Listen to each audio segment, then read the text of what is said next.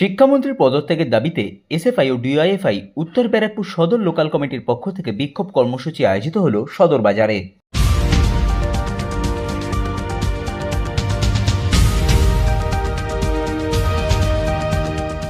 যাদবপুর বিশ্ববিদ্যালয়ে তৃণমূলপন্থী অধ্যাপক সংগঠন ওয়েব কুপারের বার্ষিক সাধারণ সভায় যোগদান করতে গিয়ে রাজ্যের শিক্ষামন্ত্রী ব্রাত্য বসু এবং ছাত্রদের মধ্যে হওয়া গণ্ডগোলের ঘটনার পরিপ্রেক্ষিতে রাজ্যের শিক্ষামন্ত্রী ব্রাত্য বসুর পদত্যাগ এবং গ্রেপ্তারির দাবিতে ও রাজ্য জুড়ে এসএফআইয়ের ডাকা ছাত্র ধর্মঘটে বিভিন্ন কলেজ এবং বিশ্ববিদ্যালয়ে হওয়া গণ্ডগোল এবং এসএফআই কর্মীরা আক্রান্ত হওয়ার প্রতিবাদে এসএফআই ডিওয়াইএফআই উত্তর ব্যারাকপুর সদর লোকাল কমিটির পক্ষ থেকে বিক্ষোভ কর্মসূচি আয়োজিত হল ব্যারাকপুর সদর বাজারে।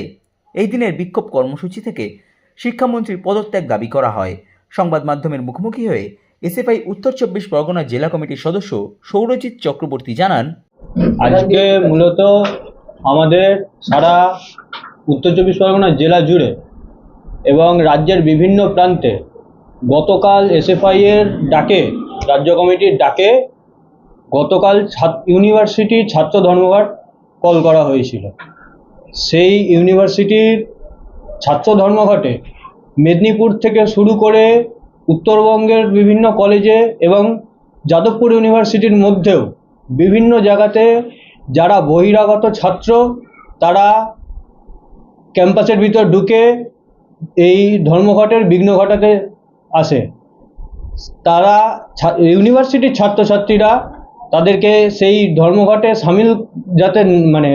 সামিল হওয়ার জন্য যারা বাধা দেয় তাদেরকে, বহিরাগতদেরকে কলেজ থেকে বাইরে বার করতে চেয়েছে এবং যাতে এই ধর্মঘট সফল হয় শুধুমাত্র ইউনিভার্সিটি ভিত্তিক এই ধর্মঘট ডাকা হয়েছিল।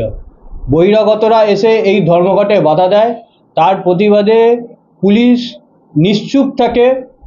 সেই দলদাস পুলিশ সারা পশ্চিমবঙ্গের যে শিক্ষামন্ত্রী, সেই শিক্ষামন্ত্রীর গাড়ি যখন একটা শিক্ষার্থীর উপর থেকে চলে যায় তখন সেই পুলিশ কিছু করতে পারে না, কিন্তু শান্তিপূর্ণ ধর্মঘট যারা পালন করে যেই সমস্ত ছাত্রছাত্রীরা, তাদেরকে পুলিশ নির্দেশ দেয় বহিরাগতদেরকে যে তাদেরকে বাইরে ডেকে নিয়ে আসুন এবং আমরা বুঝে নেব তাদের সাথে কি করতে হয়।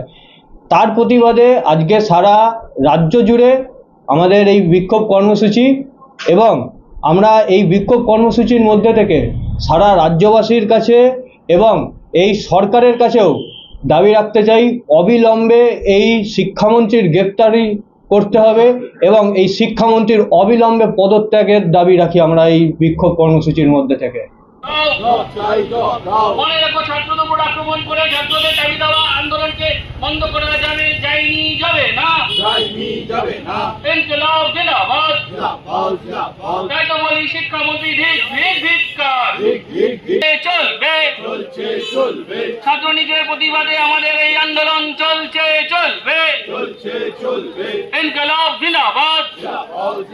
যাদবপুরে ছাত্রলীগ গৃহ করা ছাত্রদের উপর আক্রমণ কার সাথে? শিক্ষামন্ত্রী জবাব দাও। তাই তো বলি, শিক্ষামন্ত্রী ধিক্কার।